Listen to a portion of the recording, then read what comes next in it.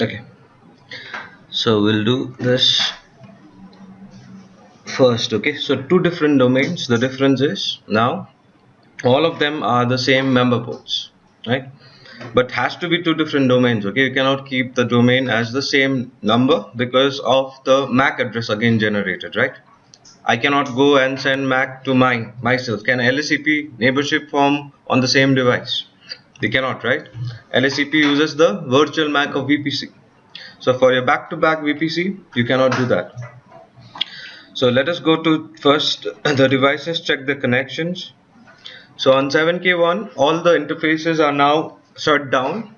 I can give this command show interface brief to check what are the interfaces they have provided me, because this is not your default VDC.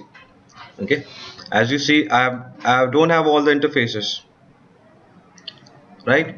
I have some interfaces which are located to me, not all of them.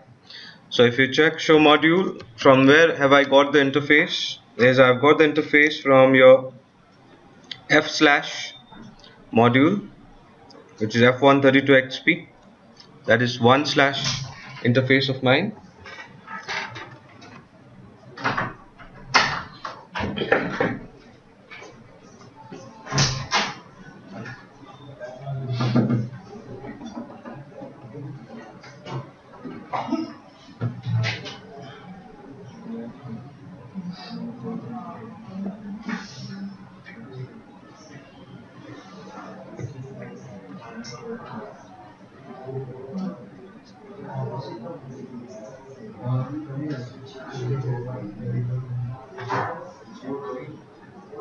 One or 10 years. One or 10 years.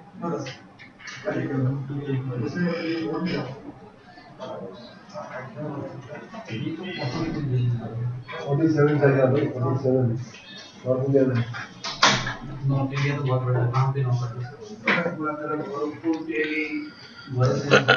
So this module is capable of running fabric path. Okay, this is actually a fabric path lab, but we can do back-to-back VPC because we cannot do it in the same chassis. Back-to-back VPC, okay, has to be done in different chassis. So as you see, the F module that I have right now, and one of the module is also M module, which is the 3/. So I got interface, show interface brief from 1/ and 3/ means I have got from F module, as well as one of the interface has been allocated from the M module. So when you do practical with fabric path, you cannot do conversational MAC address learning here, because same VDC has both the modules, and you cannot change this also. You don't have the access to default VDC. Okay, you cannot change this as well. So in order to, all of them are currently down, so I can give the command no system default switch port shutdown. By default it is system default switch port shutdown. If I give no in front of that, all of the ports which are switch ports will be up. So if I do that on 7K2 as well, no system default switch port shutdown, all of the ports which will be switch ports will be up, because 5K you know already by default interfaces are up. 7K all the interfaces are by default down. So I need to check first of all show CDP neighbors. So as you see, I am connected to 5K1 via 4 links. So 21 to 24 to 1 to 4 is my connection. So if I update my diagram here, so 1/21 to 24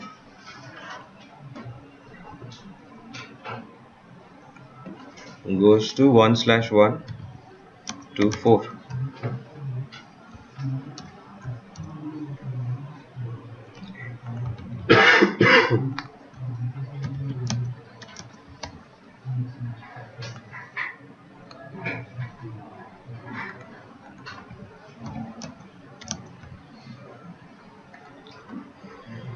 And if you see for 5K2, the connection is 25 to 28 going to 5 to 8 out here. This is 1/25 to 28.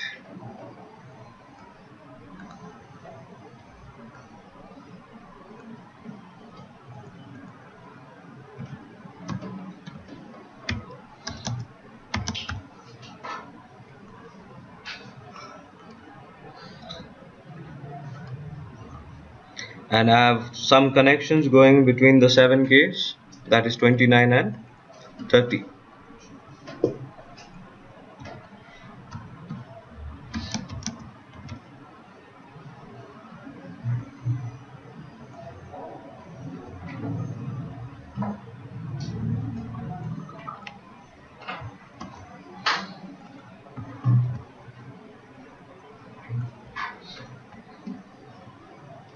So let me see that on 7K2 as well. So 7K2 towards 5K2 is the same connection as we had from 7K1 to 5K2. So that is 1/21 to 24, and here we have 1/1 to 4.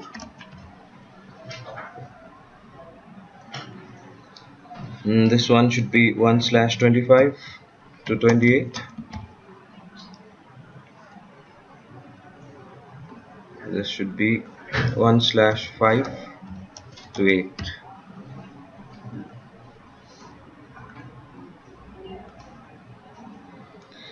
And let us see the connection between 5Ks. So show CDP neighbors.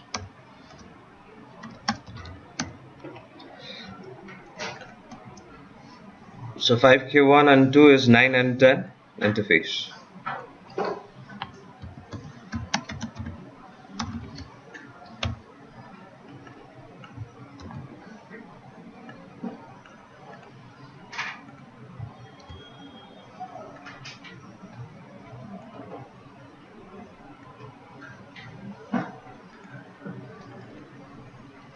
So this is how our connection is.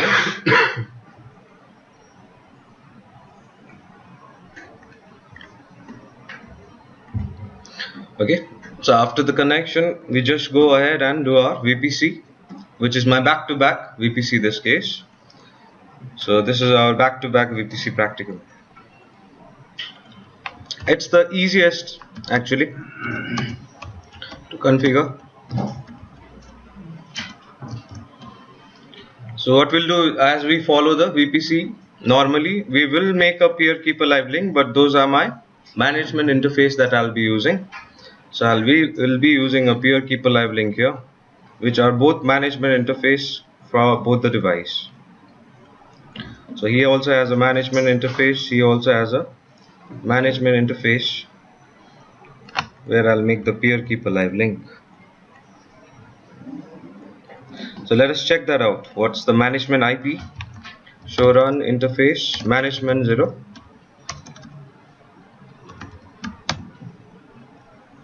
So this is your IP of 5K1. 206.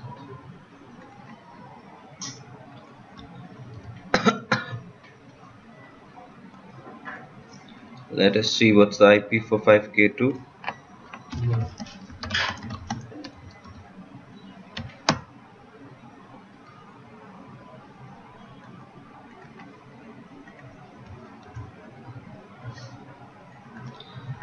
As well as let us see what's the IP for management of 7Ks.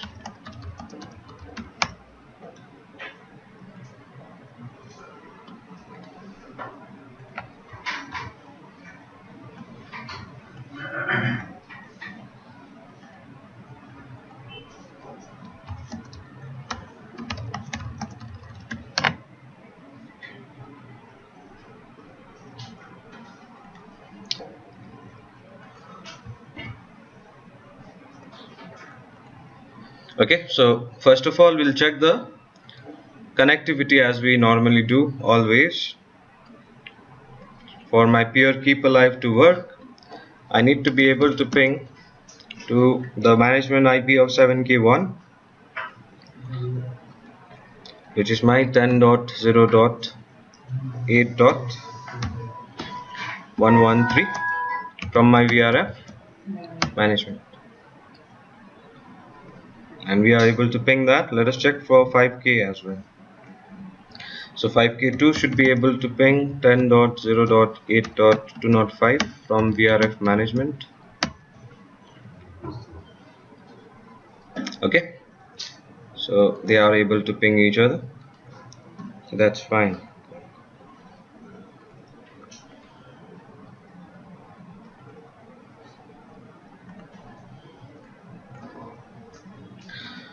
So like we do normally, we will go and give the command of feature of vPC, feature of LACP,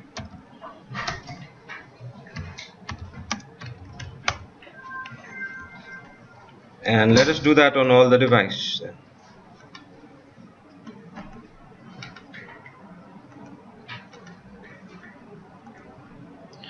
So then we'll go and define my vPC domain, give it a number.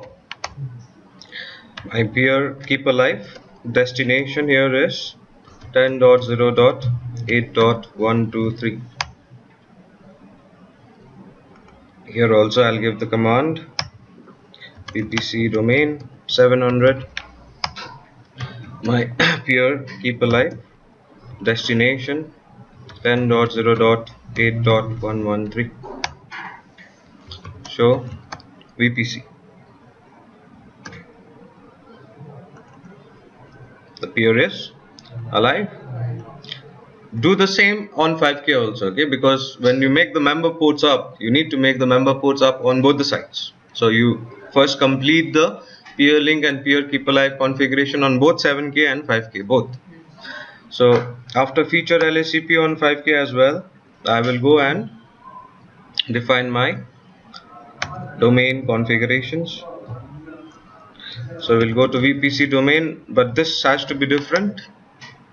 So peer keep alive destination 10.0.8.206.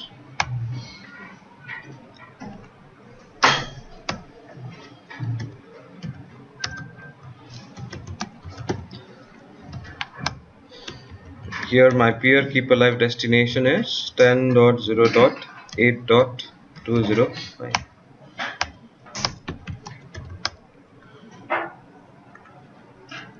So peer is alive. Now we do peer link configuration as well. So for 7Ks,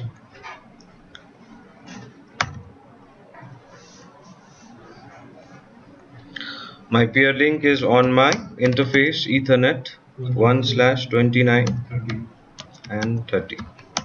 So I'll make them as a part of a channel group, say 700, mode is active. I'll shut them down, interface, port channel number 700.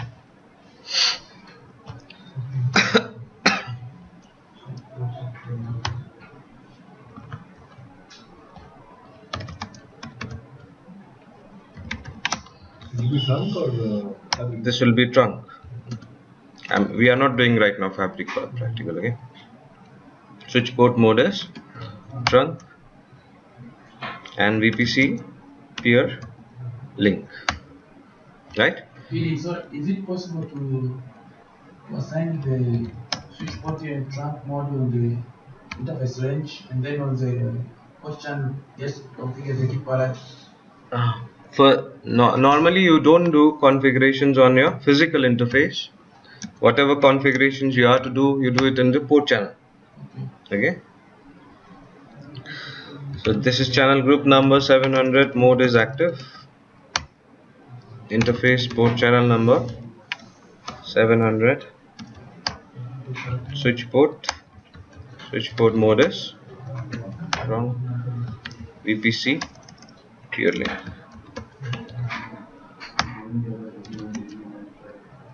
1/29 and 30, no shut.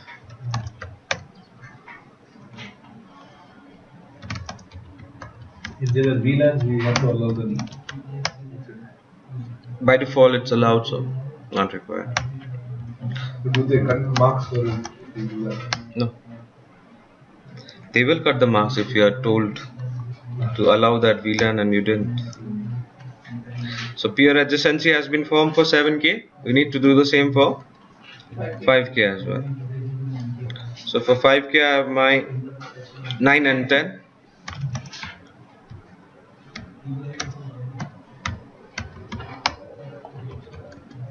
This is also a part of port channel.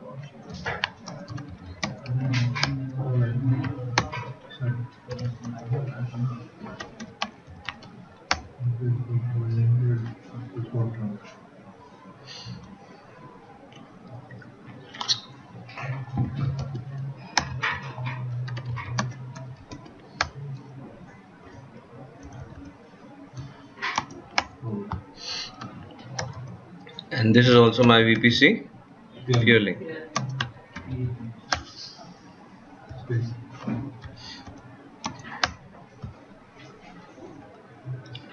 Here also Ethernet 1/9 and 10.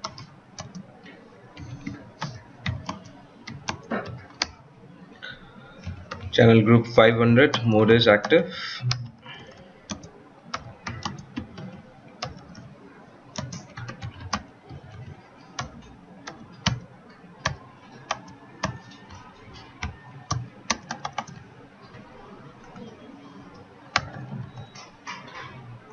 When we are getting the port channels up, it's going to be primary, secondary, then again member primary, member secondary.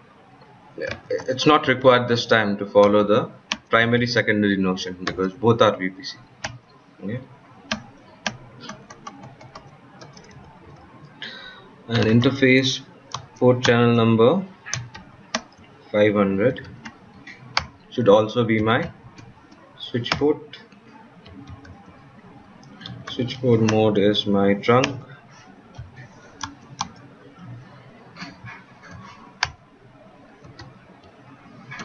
And it's also a vPC peer link.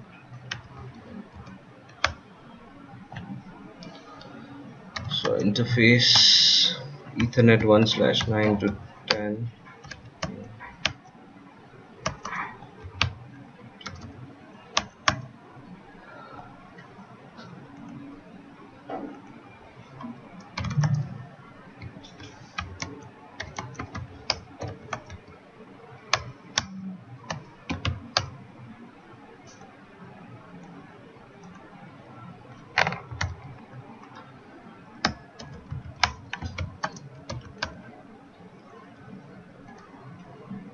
This is what you should see, and then next the change only when I do member ports configuration, right? So configuration of member ports, right now this all are my same member ports now. So I'll go to all the interface of 7K1, put them all in one member port. So for 7K1, what are my interfaces here? So let me do here. So interface Ethernet 1/21 to 28, right? All of them are a part of the same vPC member ports. So interface Ethernet 1/21 to 28. I'll put them as a channel group number 1, say, and let the mode be active. Okay, and this port channel number 1 is what? A switch port. It's also a trunk port.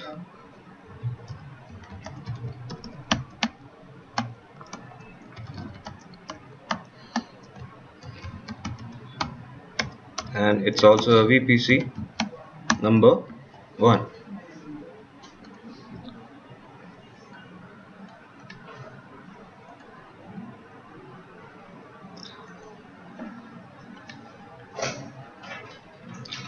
And the same actually goes to my which device also? 7K2 as well. Only the Right? Same interface.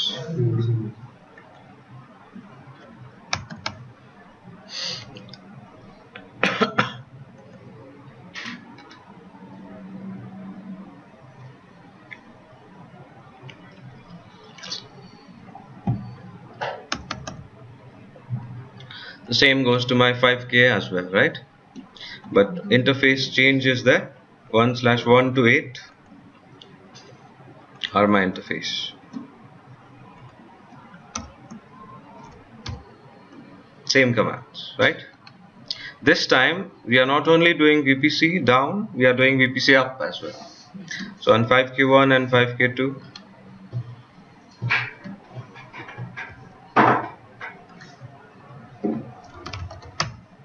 the same set of commands.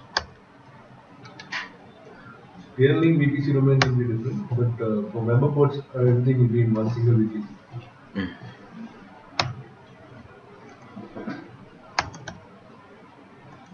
This is known as back-to-back VPC. The logical topology of this will result in having like two switch which are connected with how many port channels? 1, 2, 3, 4, 16. Right. So 16 such port channels.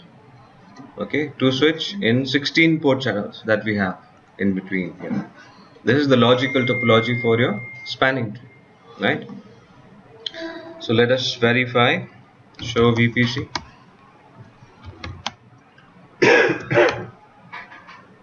As you see, it's up, success, right?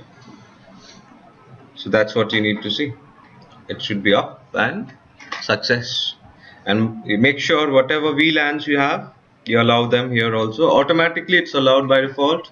Otherwise, if you have done extra commands like switch port trunk, allowed VLAN remove command and all, right? That should not be done. So this is much more simpler because it's just one VPC that we are configuring, right? So it will be a very good scenario where you would keep this as back-to-back VPC between 5K and 7K, right? Down to my servers I do VPC, so that I have all the way around redundancy as well as much larger bandwidth. And we don't have any block ports here, right? Because spanning tree, although it's working, VPC makes sure there are no block ports here. So we are getting the highest bandwidth for my network with this setup, right? But is this setup gonna help you if you need more switches now? I need a third switch more, right? This setup would not gonna help me because VPC cannot be done with 3 switches. Or I need another type of topology. I have to do like this. The topology has to be like this. We cannot make our own arbitrary topology with VPC. But with fabric path, we can connect as we like, right? There can be any topology possible with the help of fabric path. So between Nexus 7K and 5K, if you go and run VPC plus, if you go and run fabric path, for me fabric path would be better.